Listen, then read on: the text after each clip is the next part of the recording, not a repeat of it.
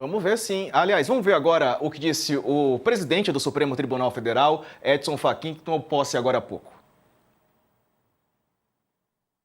Prometo bem e fielmente cumprir os deveres do cargo de presidente do Supremo Tribunal Federal e do Conselho Nacional de Justiça, em conformidade com a Constituição e as leis da República.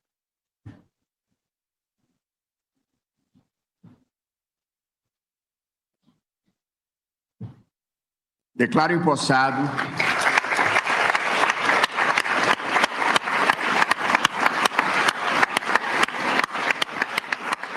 Bom, bem protocolar, né, a fala do novo presidente do Supremo Tribunal Federal, Edson Fachin.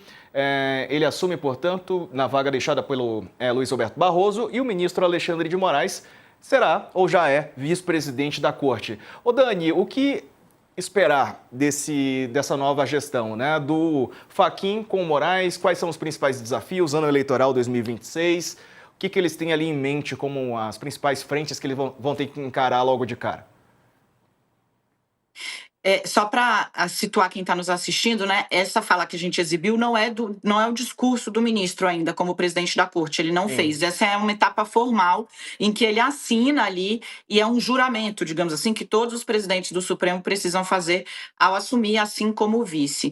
Tem uma coisa interessante, Diego, nessa combinação que a gente vai ver aí, porque são ministros de perfil muito distantes, né? O ministro Luiz Edson Fachin é absolutamente reservado, avesso a falas públicas, avesso a entrevistas. Acho que mais fechado do que ele, só a colega ministra aposentada Rosa Weber, que foi inclusive prestigiar a posse do amigo, né? O gabinete dela era ironicamente chamado, né, como Coreia do Norte, de tão fechado que era, de tão blindado que era, né? Luiz Edson Fachin tem esse perfil. Já o ministro Alexandre de Moraes é muito mais político, né? E circula muito mais na política do que Luiz Edson Fachin. Vai ser interessante ver como você vai ter duas frentes, digamos assim, cobertas, né? Um ministro que vai seguir articulando e conversando com integrantes de outros poderes, e um outro ministro muito mais reservado, que vai ter aí a oportunidade de talvez tirar um pouco o Supremo desse flanco de enfrentamento. É óbvio que as pessoas projetam isso, mas a política não vai mudar do dia para a noite com a chegada de um novo presidente do Supremo Tribunal Federal. Questões importantes continuarão sendo judicializadas entre Congresso e governo federal, por exemplo.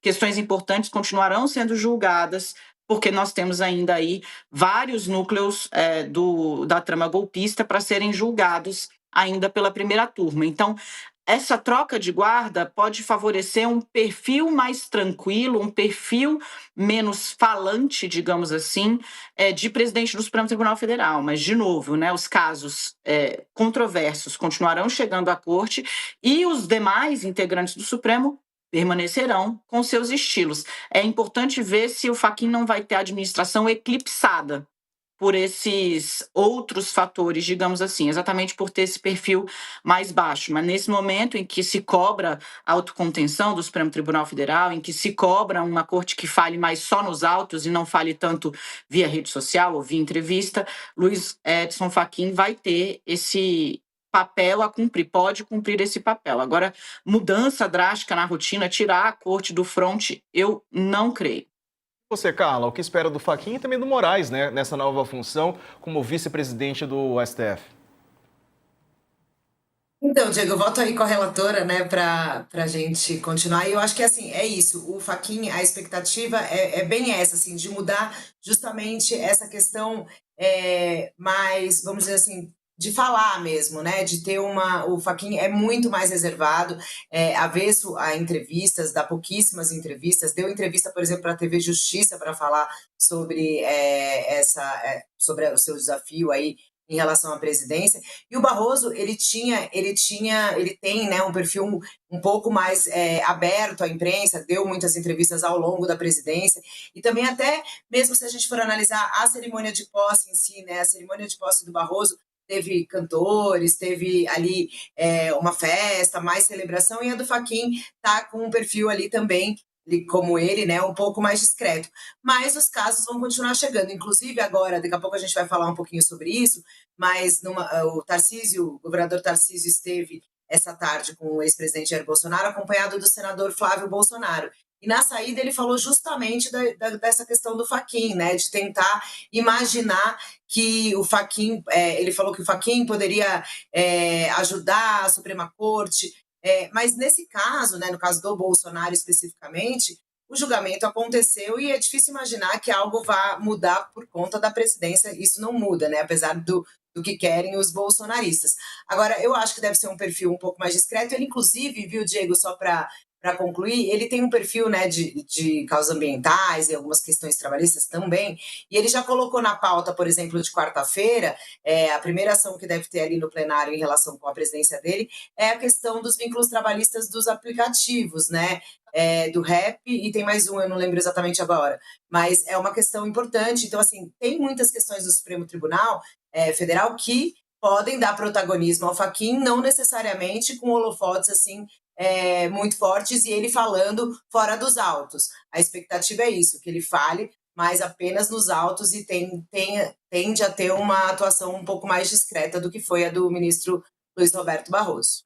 Dani, fiquei pensando aqui se um daqueles nomes que você mencionou, né, que são postulantes a uma eventual vaga deixada precocemente pelo ministro Barroso, um deles já desponta como favorito na tua avaliação, nas tuas conversas? Então, hoje o jogo está muito parelho, porque na verdade essa é uma eleição que uma pessoa só decide, né? Que é o presidente da República.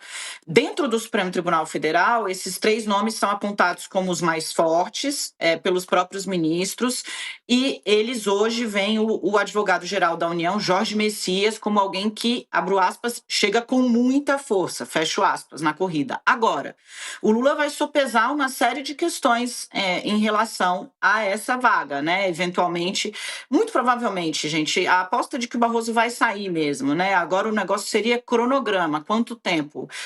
O entendimento majoritário é de que o ministro conclui o ano judiciário, avisa que está saindo, conclui o ano judiciário, e aí em 2026 a vaga já está posta, né? Já está na mesa. O que seria, inclusive, um agente de dificuldade, porque muito perto da eleição, então a oposição tende a ficar mais, digamos, aguerrida, né, para impor uma derrota a um presidente que está vindo de uma semana muito positiva, né, com pesquisas mostrando recuperação da imagem dele, a ida na ONU que acabou sendo um verdadeiro sucesso, né, e por conta do gesto feito pelo presidente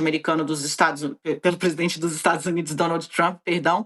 Então, Lula vem numa trajetória ascendente. Para a oposição seria importante ali, então, marcar eventual dissonância ou dissidência da indicação dele. Esse hoje seria o principal problema para um nome como Jorge Messias, que está, digamos assim, uma perna à frente dos outros 2 cotados. Sarza. Boa. É isso, pessoal. A gente está de olho lá em Brasília. Se eles discursarem, a gente mostra aqui para vocês. Por enquanto, é o processo mesmo protocolar, né, de aquele discurso com a fala já tradicional, que todo presidente do Supremo que toma posse fala, assinatura e tal. Depois, se eles falarem mais livremente, a gente mostra para vocês aqui dentro do UOL News.